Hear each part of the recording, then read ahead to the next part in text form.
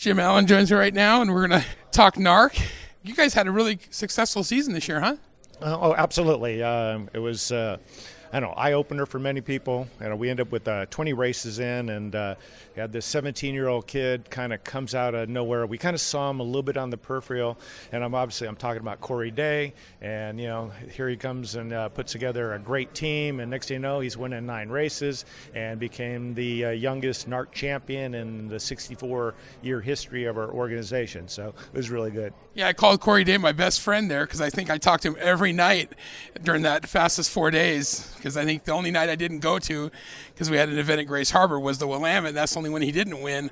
And every night I was there, he was winning those events. And talk about the fastest 4 days. I hear it's expanding a little bit for next year. Exactly. Yep. Where the fastest 4 days are now going to become the fastest 5 days. It kind of ties everything together, working our way up from California up into the Pacific Northwest. It's sort of like a road to the Dirt Cup, but it's going to be Southern Oregon Speedway, Douglas County, Cottage Grove, Willamette, and then Grace Harbor, and then we head up to the $62,000 to win Super Dirt Cup. So our teams are all geared up for it, and coming up Pacific Northwest is I'd say it's a delight. California seems sometimes, some events seem to be struggling for crowds, and we go to Southern Oregon Speedway on a Thursday night, and at 5 o'clock, I mean, it is shoulder to shoulder, standing room only, and bottom line, that's pretty cool. And it's like that all through the Pacific Northwest. They're diehard race fans, and it gets everybody excited, not just our organization, but our drivers, but everybody just gets fired up, and makes for a better show. And it seems like the year before you tried 2 different times up here, and it seems like last year it was more success, or this year, I think we're still in 23, so last year it seemed like you were more successful just doing the one trip up here. Exactly, yeah. So we did the fastest 4 days. This was 2 years ago, and then turned around and then came back up a month later. And unfortunately in California, and let's see, when I left yesterday, diesel was $6.35 a gallon, and those 18-wheel trucks that most of these guys have, they're burning up some serious fuel. So they basically said, let's try to tie the 2 events together, and it's worked out really well. They get to save on some fuel, and it's a great thing too. They usually fill up their tanks just enough fuel to get them to the Oregon border, because as soon as they cross it, diesel's, excuse me, $2 a gallon cheaper. So, but yeah, that, like I said, the Pacific Northwest has become literally a third of our schedule. And if you would have told me this back in 2019, I wouldn't have agreed or said, that's not going to happen. And shoot, the rate things are going, we might be up here or even more. It continues to grow. Yeah, and it seems like there's more tracks, and then you come to WARPA, which is northwest, all northwest tracks, and then it seems like it just keeps growing. Right, absolutely. As a matter of fact, I just got asked in there, said, do you guys race on pavement also? Because I'd love to have you there. And like, no, I think I can pull off a lot of things. I don't think that is going to be one of them. But no, like I said, the excitement of just the promoters up in the Pacific Northwest is great. And something I also learned with this group was that, in California, if there's a 50% chance of rain, most of the promoters, they're pulling the plug. We're not racing.